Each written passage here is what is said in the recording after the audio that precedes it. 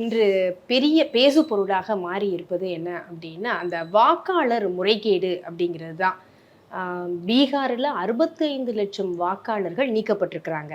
கர்நாடகத்தில் முறைகேடாக 1 லட்சம் வாக்காளர்கள் ஓட்டு போட்டிருக்கிறாங்க. இப்போ இந்த நீக்கப்பட்டவர்கள், பீகாரில் நீக்கப்பட்டவர்கள் தமிழ்நாட்டில் அடுத்து வாக்காளர் சீர்திருத்தத்தில் சேர்க்கப்படுவதற்கு வாய்ப்புகள் இருக்கு. அப்போ அரசியல் சூழ்நிலையே மாறும் அப்படின்னு இங்க இருக்கக்கூடிய தலைவர்கள் எச்சரிச்சிருக்கிறாங்க. இப்போ இதுதான் இப்போது பேசு பொருளாக மாறியிருக்கு. அது சரி. இது ஒரு பெரிய சிக்கல் தான். இந்த சிக்கலினுடைய வேகம் இன்னும் தமிழ்நாட்டுக்கு வராதற்கு காரணம் தமிழ்நாட்டு தேர்தல் தள்ளி இருப்பது தான். ஆனால் நம்முடைய ராகுல் காந்தி பேசியிருப்பது பலவற்றில் சரியானது தான் என்கின்ற எண்ணம் தான் எல்லாருக்கும் ஏற்பட்டிருக்கிறது.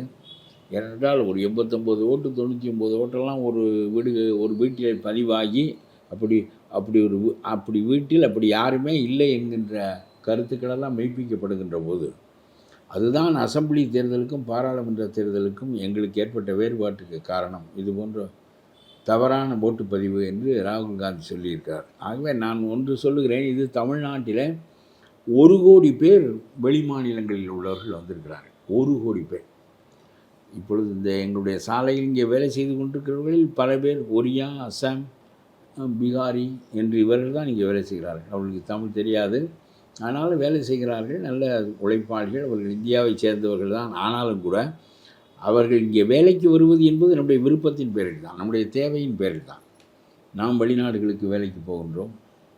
படித்த இளைஞர்கள் அமெரிக்காவுக்கு போகிறார்கள், ஐரோப்பிய நாடுகளுக்கு போகிறார்கள். படிக்காதவர்கள் சாதாரண தொழில், டிரைவராக இருக்கிறவர்கள், மெக்கானிக்காக இருக்கிறவர்கள், நர்ஸாக இருக்கிறவர்களெல்லாம் வளைகுடா நாடுகளுக்கு செல்கிறார்கள். ஆக எங்கும் இடமாற்றம் என்பது, இடப்பெயர்ச்சி என்பது நடந்து கொண்டு தான் இருக்கிறது.